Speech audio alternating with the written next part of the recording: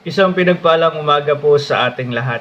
Sa umagang ito, nais ko muling magbahagi sa bawat isa sa atin ng isang maikling devotion mula sa 2 Samuel chapter 6 verse 5 to 12. Sabi po niya dito, "And David and all the household of Israel were celebrating before the Lord with songs and lyres and harps and tambourines and castanets and cymbals. And when they came to the threshing floor of Nakon, Uzzah put out his hand on the ark of God and took hold of it, for the oxen stumbled. And the anger of the Lord was kindled against Uzzah, and God struck him down there because of his error, and he died there beside the ark of God. And David was angry, because the Lord had broken out against Uzzah, and that place is called Perez Uzzah to this day. And David was afraid of the Lord that day. He said, 'How can the ark of the Lord come to me?' So David was not willing to take the ark of the Lord into the city of David. But David took it aside to the house of Obed-Edom the Gittite, and the ark of the house of Obed-Edom the Gittite for 3 months. And the Lord blessed Obed-Edom and all his household. And it was told King David, 'The Lord bless the house of Obed-Edom and all that belongs to him, because of the ark of God.'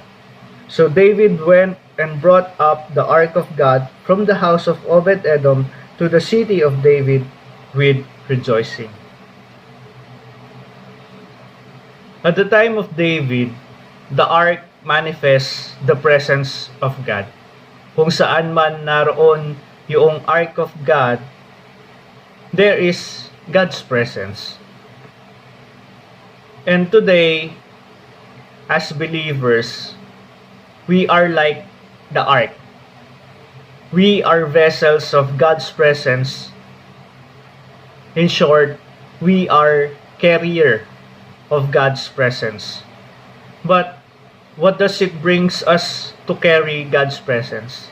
Sa umagang ito, nais kong magbahagi ng 3 bagay na mula sa ating teksto, na pagbubulay mula sa ating teksto, that we are carrier of God's presence.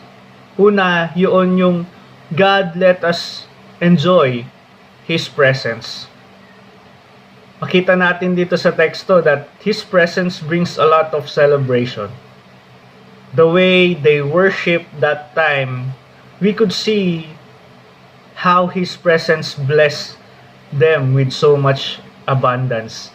Makita natin dito na ang presensya talaga ng Panginoon ay nagdadala ng sobra-sobrang pagdiriwang, dahil alam natin na sobra-sobra din ang pagpapalang ibinibigay ng presensya ng Panginoon. Pangalawa, yun is God teaches us responsibility. There is no such as simple disobedience. And disobedience always leads to death. As carriers of God's presence, He wants us to take full accountability of it. Diba? Even Uzzah just saved the ark of God from falling, pero they disobeyed doon sa hindi niya pwedeng hawakan iyon. And ganun din sa ating mga buhay. As carriers ng presensya, ng image ng Panginoon, nais ng Panginoon na mag-take tayo ng full responsibility sa mga bagay na ito. Kung paano natin dadalhin yung pangalan, yung imahe, yung presensya ng Panginoon sa ating mga buhay patungo sa mga taong nakapaligid sa atin. And lastly, God's presence finds its way back. This is how the grace and love of the Lord works. Napakaganda po nito. Kasi even tayo ang nagkamali at tayo ang lumayo. Pero gagawa at gagawa ng paraan si Lord for us to realize that our home is always in His presence. Makita natin dito na nagalit si David, natakot si David, kaya linayo niya muna yung presensya ng Panginoon sa kanya. Pero pinakita at pinarealize ni Lord kay David that eto yung presensya ko, eto yung nagagawa ng presensya ko. And on realizing on how God works, how He really works with His presence, nagdesisyon siyang ibalik yung ark doon sa kanyang city.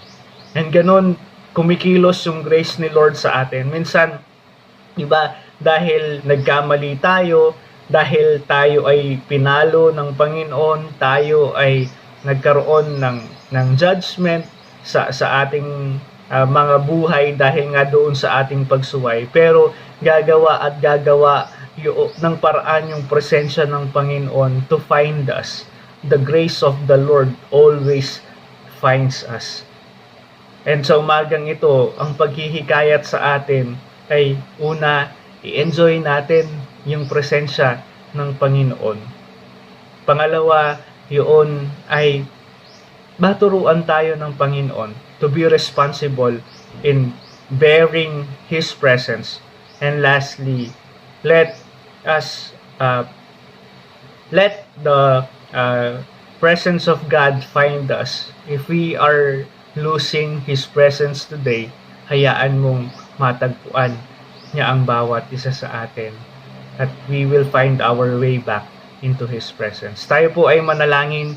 Panginoon, maraming salamat sa umagang ito. Salamat, Panginoon, sa iyong presensya na patuloy na siyang nakakasama ng bawat isa sa amin at siyang pumuprotekta sa bawat isa sa amin. Salamat, Panginoon, dahil patuloy na binibigyan mo kaming ng privilege, Lord, to enjoy your presence in our lives.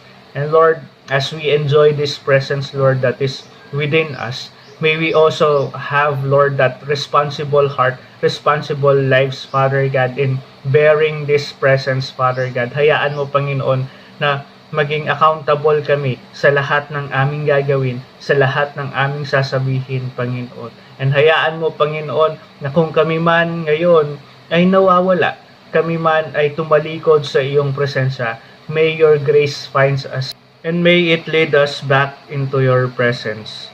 Panginoon, hayaan mo na sa umagang ito, patuloy na aming madala ang iyong presensya saan man kami magpunta, Panginoon. At hayaan mo, Panginoon, na ito ay aming maibahagi sa iba.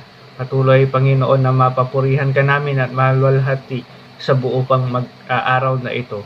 At patuloy na aming binabalik lahat ng papuri, pasasalamat sa matamis sa pangalan ni Jesus na aming Diyos at tagapagligtas. Amen.